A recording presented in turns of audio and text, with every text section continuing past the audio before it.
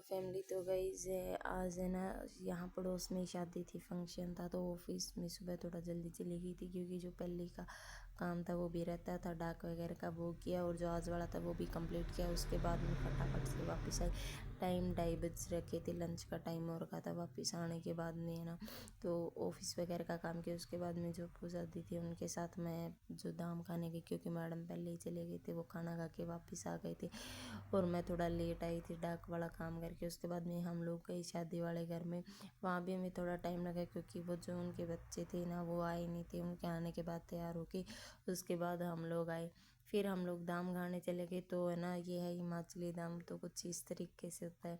तो यहाँ पे जैसे भंडारा होता है ना, वैसे सबको लाइन में बिठाया जाता है और फिर प्लेटें रखी जाती है और जो रसोइया होता है जो खाना खुद बनाता है वही डालता है। तो यहाँ पे चावल होता है, तो प्लेटें थी वो पत्तों की बनी हुई थी, उन्होंने चावल डाल दिए थे और है ना 5-6 तरह की सब्जियां होती है, तो वो सब्जी है वो भी डाल दी थी। तो मतलब बारी बारी डालते भी, साथ में जो पानी का गिलास है वो भी रख देते हैं।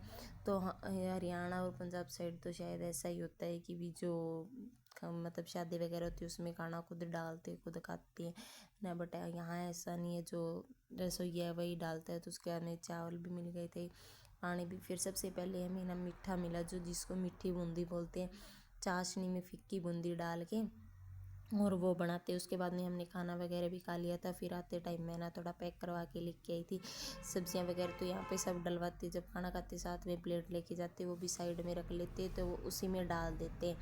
उसके बाद में जो चावल वगैरह थे वो भी डलवा लिए थे, जो सब्जियां थी वो भी। टिफ़िन मेरे पास थे नहीं, तो मैं मेरे को है ना पूजा दी ने टिफ़िन दी। तो यहाँ है ना, जो लड़की वाले हैं वो आ रखे थे, यहाँ पे कोई पूजा वगैरह होती है यहाँ वो कर रहे थे। जो मतलब घर में अगर बड़े बेटे की शादी हो रखी है तो वही करता है। उसके बाद मैं ऑफिस चली गई थी, तो ऑफिस का काम करके शाम के टाइम में मैं घर गई, तो मैं चावल लेके गई थी। उसके बाद में ना घर पे जो सब्जियां वगैरह थी सारी, तो मतलब मेरे पास इतने टिफ़िन थे नहीं, 2-3 ही थे, उनमें मैंने 2-3 तरह की सब्जियां और चावल डलवाए थे। तो आप सब कमेंट करके बताना मेरा आज का व्लॉग आप सबको कैसा लगा।